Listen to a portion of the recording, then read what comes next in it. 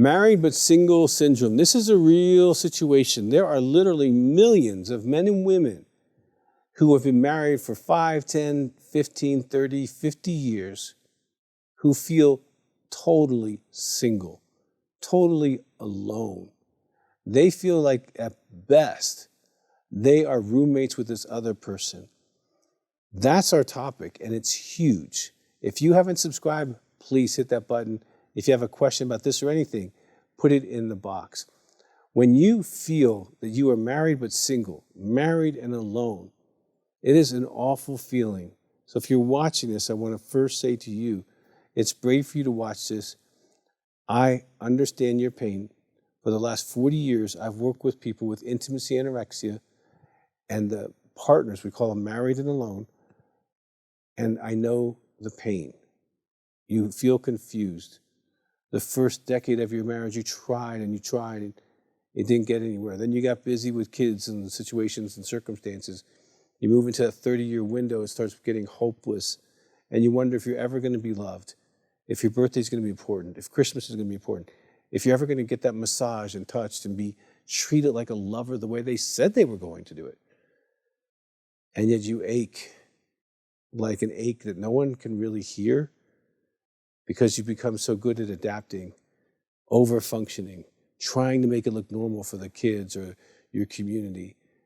And it's so dry inside of you. That's what being married and single feels like. Now, why is it that way? You're probably living with an intimacy anorexic.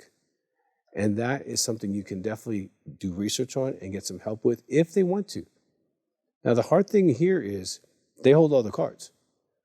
If they don't want an intimate relationship and you're willing to stay without one, then you guys are in agreement and that relationship can go on till death. If, however, you want to have a relationship, they may not know that they have a problem. I would definitely try one of our YouTubes on intimacy anorexia or go to intimacyanorexia.com. Watch the whole video, okay? Find out what's going on. Also get the partner betrayal trauma. Look at all the statistics that you've experienced, the PTSD, the depression, the weight, all these symptoms that you are having because you're feeling unloved. And worst of all, even unwanted. You feel like they want you around, but they don't want to be with you. They like that you're in the house, but they don't want to have an intimate connection with you. They can set you up and sabotage you for sex. So let me give you some characteristics real quickly. An intimacy anorexic stays so busy they have no time just for you. They'll be fine with other people. They blame you for all the problems in a relationship. They withhold love, especially the way you like to be loved. They withhold spiritually. They withhold feelings. They're unwilling or unable to share emotions with you.